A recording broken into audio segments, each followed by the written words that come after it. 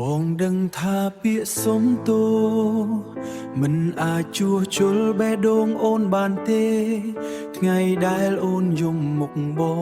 បងគ្មានពាក្យអ្វីនិយាយព្រោះកំហុសដែលបងធ្វើធំជាងការលើកលែងទោសបងធ្លាប់ស្បត់ស្រឡាញ់អូនថានឹងមើលថែហូរតែបងបែរជាធ្វើឲ្យអូនឈឺដោយដៃរបស់បងមនុស្សម្នាក់ដែលអូនជឿ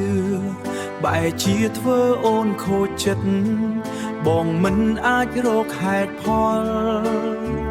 មកលាក់កំហុងខ្លួនឯងបានទេបងជាមនុស្សខុសដែលបំផ្លាញទឹកចិត្តអូនបងមិនគួរឲ្យស្នេហ៍មួយនេះបែកបាក់ដោយការលងខ្លួនអូនអើយបងនឹងថាអូនឈឺប៉ុណ្ណាពេលមនុស្សពីរដែលអូនស្រឡាញ់បែរជាធ្វើឲ្យអូនស្រក់ទឹកភ្នែក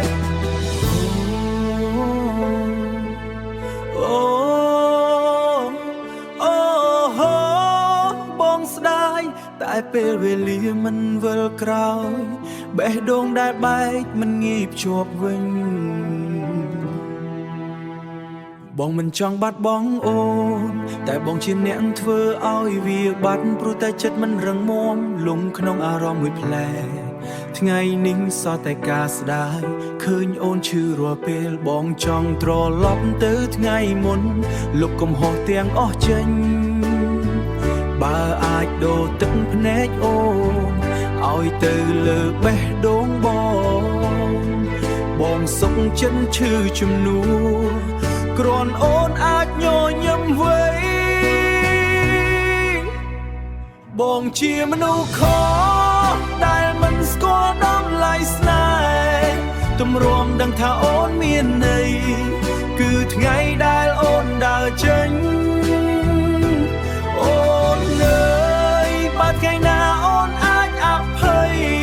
សូមចាំថាបងនៅស្ដាយដែលធ្វើឲ្យស្នេហ៍យើងបែកបាក់ដោយដៃបង